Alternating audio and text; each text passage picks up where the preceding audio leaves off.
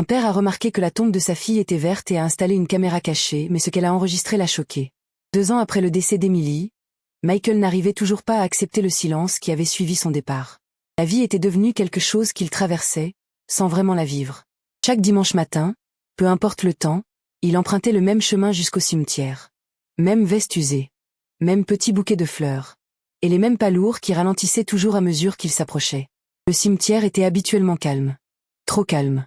Des rangées de pierres grises, le vent qui passait dans l'herbe sèche, et un ciel qui semblait toujours un peu trop loin.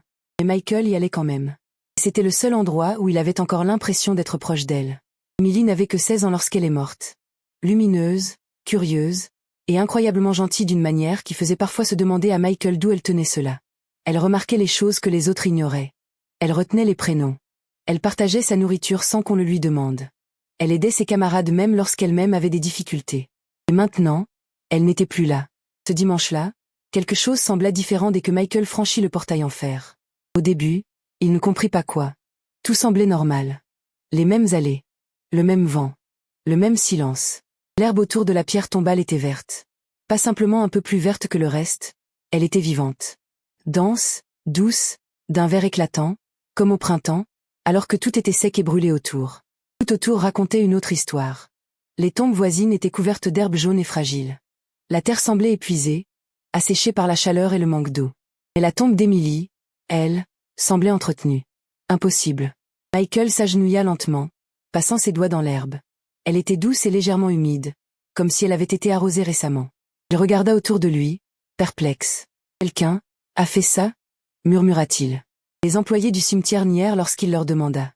Ils répétèrent la même chose, ils ne s'occupaient pas spécialement de certaines tombes. Tout était entretenu de manière égale. Et ces derniers temps, même cela était difficile à cause des restrictions d'eau et du climat. Et Michael ne pouvait pas se défaire de ce sentiment étrange. Quelque chose n'allait pas. Cette nuit-là, il ne parvint pas à dormir. Il revoyait sans cesse cette herbe verte. Non pas parce qu'elle était belle, mais parce qu'elle était impossible. Au matin, il avait pris une décision. Quelques jours plus tard, Michael retourna au cimetière avec une petite caméra discrète. Il la plaça près d'un arbre, face à la tombe d'Emily. Invisible, sauf si on cherchait vraiment. Pendant 2 jours, rien ne se passa. Les images montraient exactement ce qu'il attendait. Des allées vides, des ombres mouvantes, le vent dans l'herbe sèche. Le cimetière était silencieux et désert. Michael commença à penser qu'il avait imaginé tout cela. Le deuil lui jouait des tours. Et le 3e soir, juste avant le coucher du soleil, quelque chose changea. D'abord, un léger mouvement en bord d'image. Michael se pencha vers l'écran. Ils étaient maigres, vêtus de vêtements usés et trop grands. L'un portait une bouteille en plastique remplie d'eau. Un autre tenait un petit sac. Ils avançaient prudemment, comme s'ils avaient peur d'être vus. Michael les regarda, confus et tendu. Les enfants se dirigèrent directement vers la tombe d'Emily. Ils ne parlaient pas. Ils ne riaient pas. Aucun jeu. L'un d'eux s'agenouilla et versa de l'eau sur l'herbe. Un autre sortit un petit outil et commença à tailler les bords de la tombe avec soin, comme s'il entretenait quelque chose de précieux. Un autre essuya doucement la pierre tombale avec un chiffon, comme s'ils avaient déjà fait cela, comme si cela comptait profondément pour eux. Michael recula légèrement, le cœur battant. « Qui sont-ils » murmura-t-il. Le lendemain soir, il regarda à nouveau. Et encore une fois, ils revinrent. Toujours à la même heure. Toujours avec les mêmes gestes attentifs. Toujours avec la même dévotion silencieuse. Chaque fois, il traitait la tombe d'Emily comme quelque chose de sacré. Chaque fois, Michael était de plus en plus troublé. Finalement, il décida qu'il ne voulait plus seulement observer. Le lendemain, il arriva plus tôt et s'assit sur un banc près de la tombe, faisant semblant de lire. Mais ses yeux ne la quittaient jamais. Puis, juste avant le coucher du soleil, il les vit à nouveau. Les enfants s'approchaient lentement, mais cette fois ils s'arrêtèrent en le voyant.